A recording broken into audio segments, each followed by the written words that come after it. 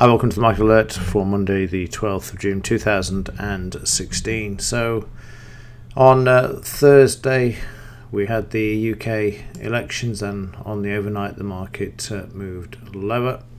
I'll just remove this and drag this over so you can see. That's what we were faced with, and then things didn't really improve on the overnight. The market traded in a range and then prices dropped down just after the open there, and then became range bound as the market made its way back up and then went into a sideways range. And that's because we're in no man's land following the UK election, which is the last thing we needed, frankly.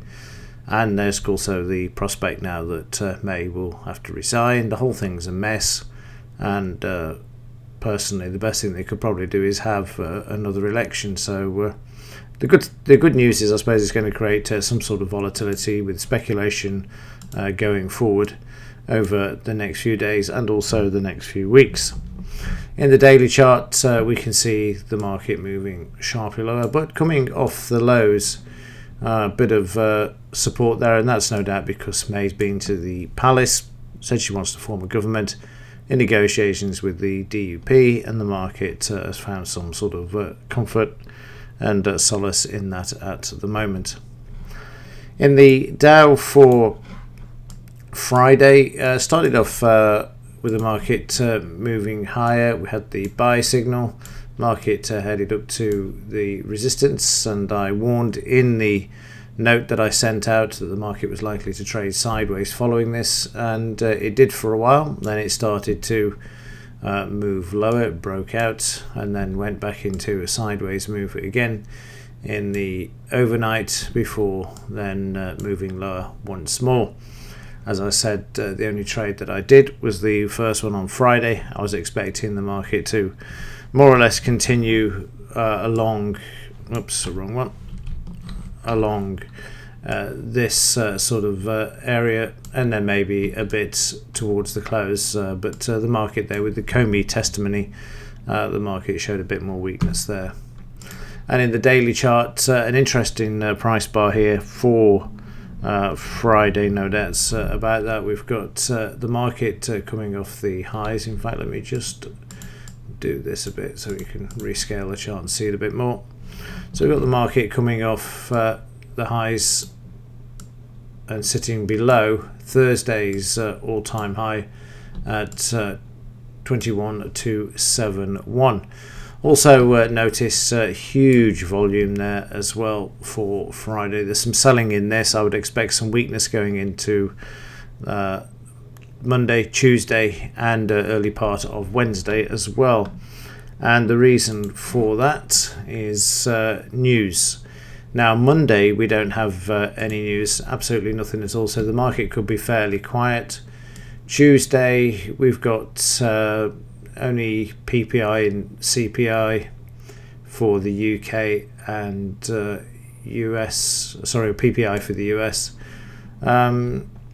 The one the market's waiting for, there's no doubts about it, is Wednesday. There's a whole stack of news, and importantly, this is the big one, and that's the FOMC.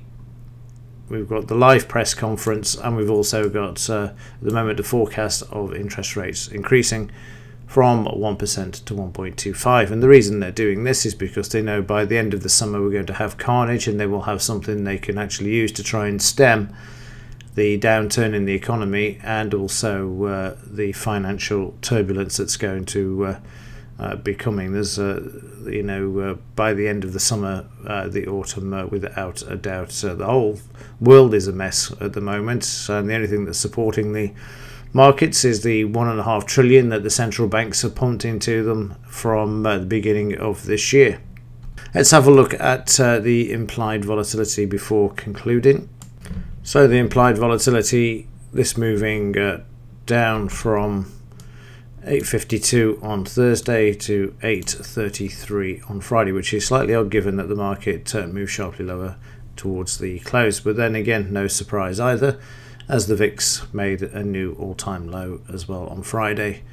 well, I say an all-time low, a 1993 low once again. So again, the whole thing is pointing to a massive shake-up in the markets and volatility that is coming down the line. The only thing is we can't pinpoint the date. They'll do everything they can to hold the markets on the highs, as I've said before.